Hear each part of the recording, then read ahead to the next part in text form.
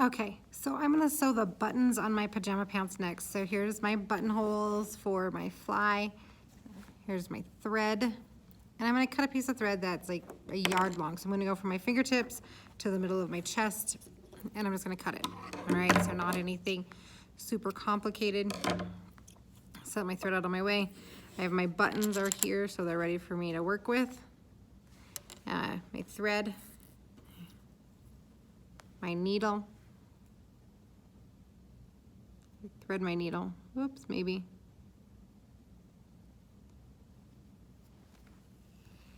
And I'm gonna pull these two pieces so that they're even, so that my ends match up. So they're right here. I don't know if you can see them. I put them together, make a loop.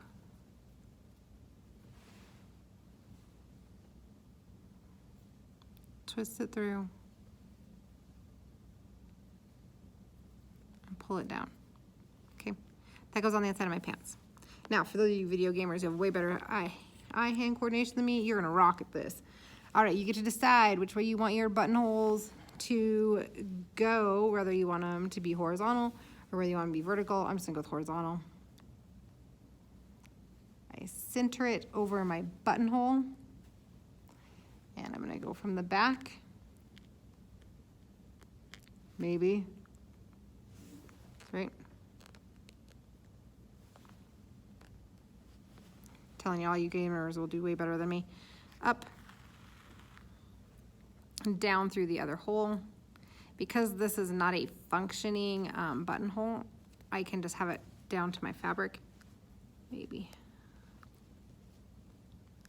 Ouch.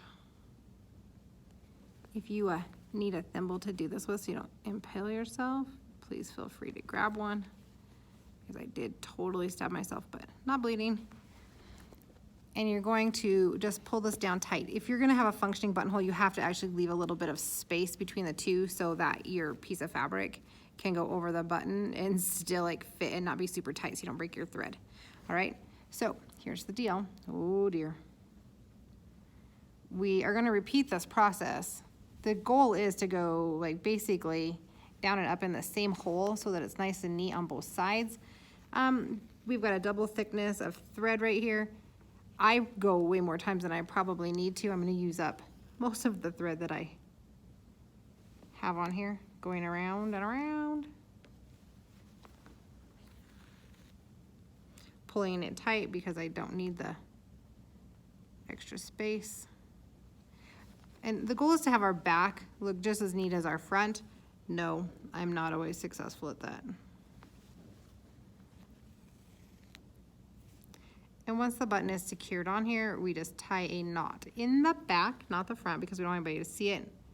Honestly, sewing a button on is a skill that you will use many times in life.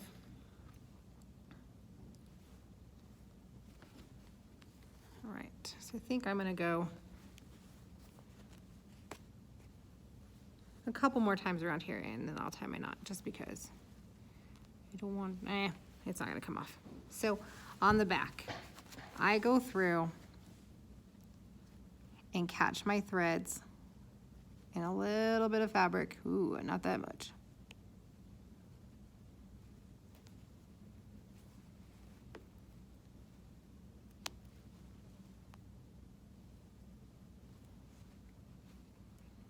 And literally, I tie fishing knots.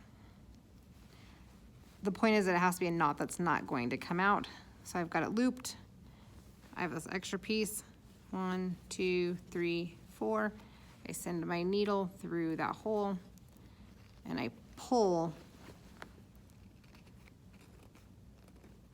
it through. And then I just slide the knot down with my fingernail. And I do this like 2 more times to make sure it's not gonna go anywhere. And then clip the thread off.